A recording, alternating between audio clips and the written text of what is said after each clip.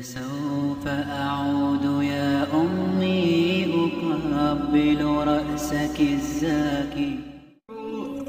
Of the Muslim women, when it comes to the ummah, someone described it or gave it a very beautiful comparison. It's like the role of the archers in the Battle of Uhud. They were not in the forefront, they were not in the thick of the action, but they had the most important position. They guarded the army, and if they moved, the whole army would be uncovered, and the whole army would be defeated.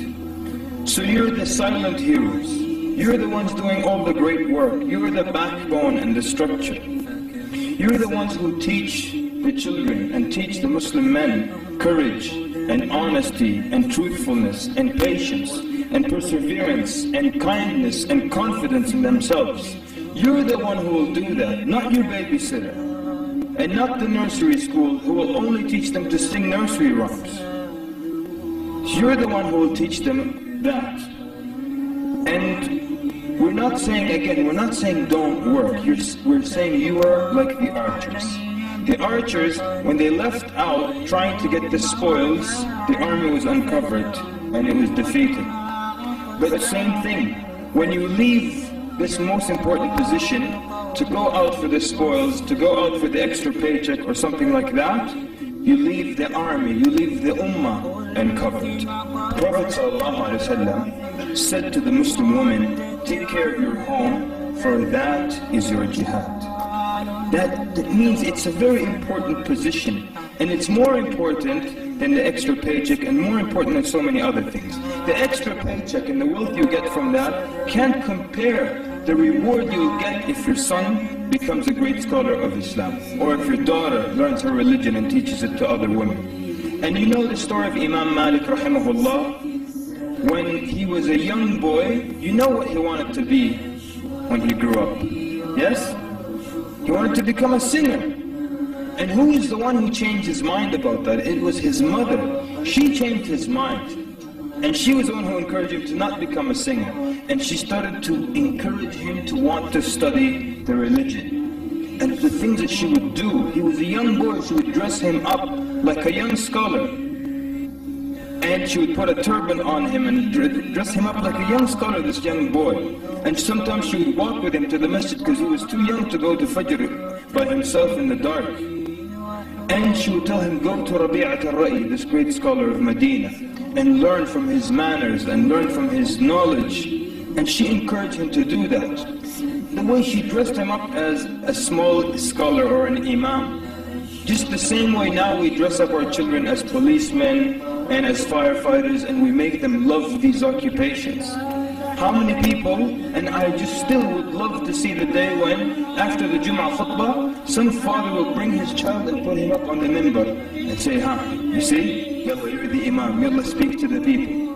No, but we buy them these plastic badges and fake guns, yalla, you're a police officer, you're a firefighter. So sisters, next Friday, or any Friday when school is out, make sure your husband, he puts your son up on the minbar and tells him, look, you're the imam of the ummah.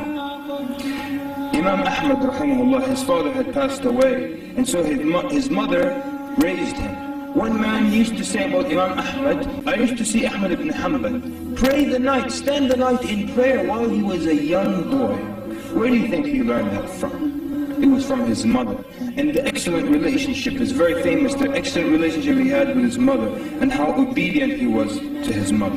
Ibn Hajar rahimahullah, his mother didn't encourage him to knowledge. It was said that his older sister was well versed in language and poetry. She was the one who got him interested in knowledge. Ibn al-Jawzi, another great scholar of Islam rahimahullah, his aunt was the one who got him interested and the one who took him to learn from the muhaddithin. Rabi'at al-Ra'i, this teacher of Imam Malik that we mentioned earlier, his mother spent thousands of dinars that her husband left her. She spent it on educating her son, who became a great scholar in the Masjid al-Nabawi in Medina. And Imam Ahmad ibn Hanbal, it's mentioned that he had over 400 teachers. He studied with over 400 scholars during his travels. But amongst them were women scholars. Imam Malik had his daughter Layla, who used to memorize the book Al-Muwatta, and she memorized it so well that if one of the students made a mistake and the Imam didn't catch the mistake, she would knock on the door because she would be listening. Then the Imam would ask him to repeat himself. He would pay attention that someone made a mistake. The daughter of the great scholar Sa'id ibn Musayyib, when she got married, her husband got dressed to go to the halaqah. She said, "Where are you going?" He said, "To the halaqah of Sa'id." She said, "Sit down, I'll tell you what Sa'id says." That's the amount of knowledge that she had. But we don't even need to go that far. What if we start right at the beginning with Khadija radiallahu anha? I mean, if anyone wants to underestimate the role of women in building this ummah and in creating scholars and in creating warriors, just look at the role of Khadija radiallahu anha. And where would Islam be and where would the Meccan da'wah be without Khadija radiallahu anha? Even when the Prophet ﷺ, before he became a prophet, when he loved to go and meditate and do the tahannuf, sit in the cave for a long time, sometimes he would stay for a month, she would send the servants there to give him food. So he wouldn't have to interrupt himself and come back all the way to the city to get some food. She would send servants to him to give him food, but look at the instructions she would give them. Because she knows her husband ﷺ is dedicated to something and wants to do something. She would tell them, just put the food at the mouth of the cave and leave. Don't walk in and distract and talk about the news and what's happening in the village. She would tell them that. Look at the attention to detail.